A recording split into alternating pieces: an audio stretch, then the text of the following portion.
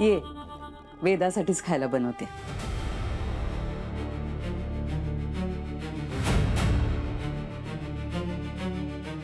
तू वेदाची काळजी करू नकोस हा. ती अनन्यासोबत खेळते. आणि तुला एक सांगू का मीरा,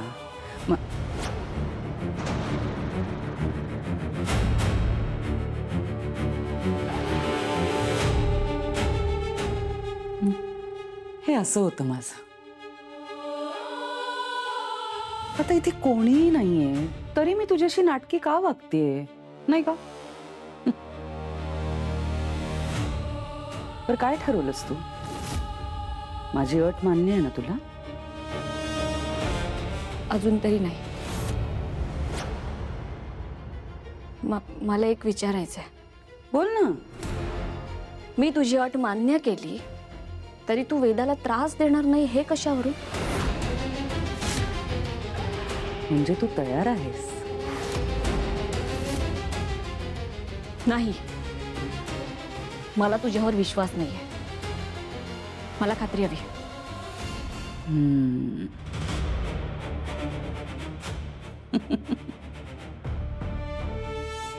पण मीरा, एक गोष्ट मान्य करावी लागेल. तू एक आदर्श मनुष्य आहेस. म्हणजे बघ ना, दुसऱ्या स्त्रीच्या पोटी जन्माला आलेल्या मुलीसाठी तू स्वतःचा आणि स्वतःच्या बाळाचा जीव द्यायला तयार झालीस. म्हणजे होशीलच. आता मी माणूस नसले तरी इतकी वर्ष माणसांसोबत राहून मला त्यांच्या भावनांबद्दल थोडंफार कळायला लागलं. पण तू अशी आहेस ना की तू त्या भावनांनाही लाजवशील, इतकी निस्वार्थी आहेस ग तू.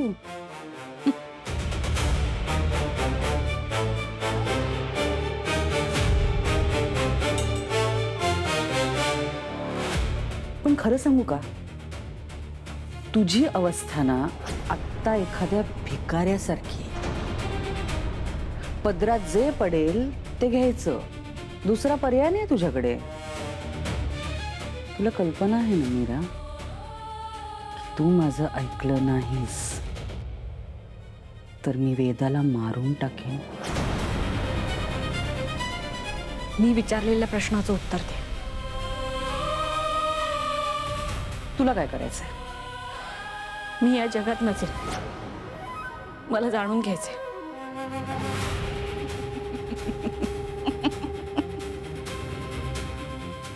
मीरा, कोण म्हणाल तू या जगात नसशील? तू इथेच भटकत राहणार आहेस. तुझ्या बहिणीसोबत तुला मुक्ती मिळणार नाहीये.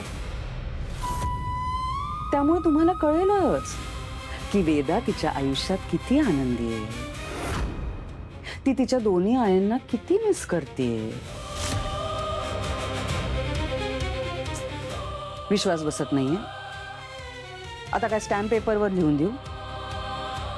आम्हा चेतकिणींमध्ये नसतात ना असे व्यवहार. आमच्यात वचनं रक्ताने कोरली जातात. आणि म्हणूनच मला तुझं रक्त हवंय. देशील ना?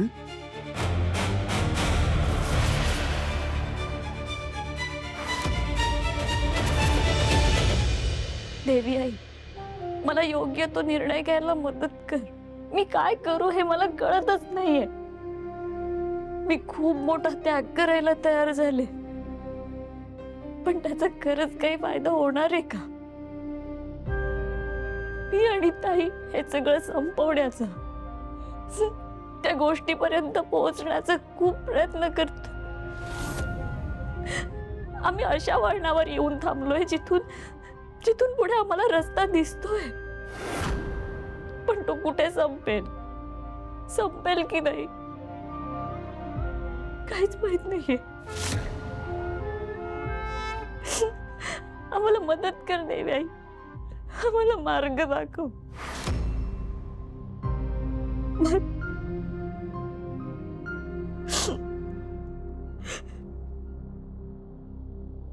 मीरा,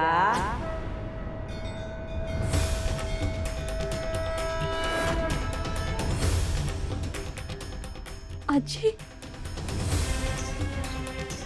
नमस्कार करते. सुखी राहा. तू आणि तुझी ताई मिळून मार्ग शोधताय असं म्हणालीस, पण खरंच तुम्ही दोघी मिळून मार्ग शोधताय का? हो आजी, सगळं आम्ही दोघी मिळूनच करतोय. मीरा, महाभारतातील श्रीकृष्ण आणि अर्जुनाला आठव. एकाच्या हातात लगाम होता, दुसऱ्याच्या हातात धनुष्य होतं.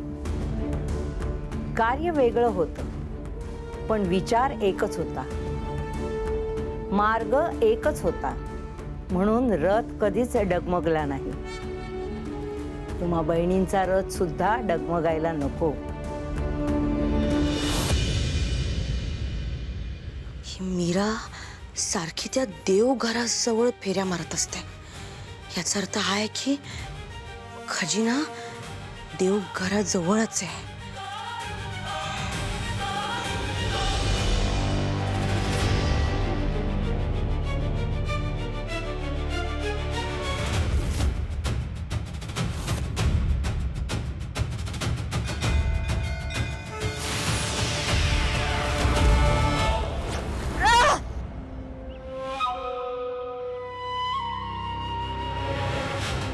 देवघर?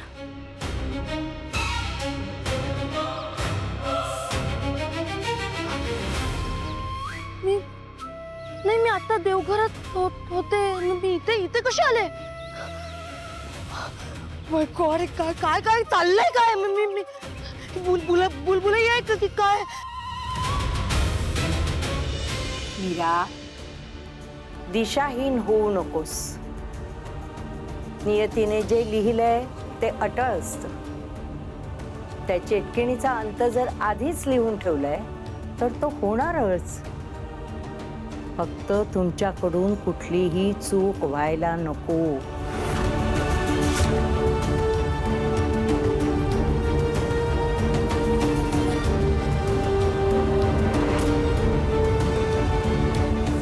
आजी,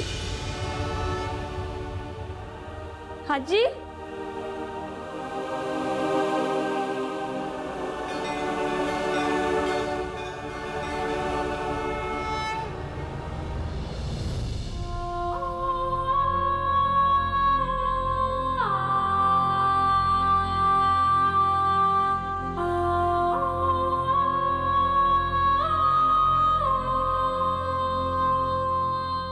अथर्वने सांगितलेलं हेच ते मंदिर आहे. हात जाऊन खात्री करते दक्षिण भैरवीचं मंदिर हेच आहे का ते.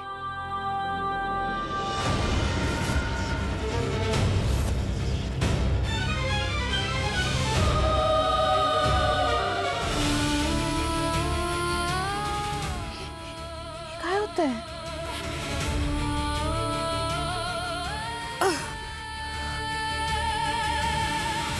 मला हात का जाता येत नाहीये?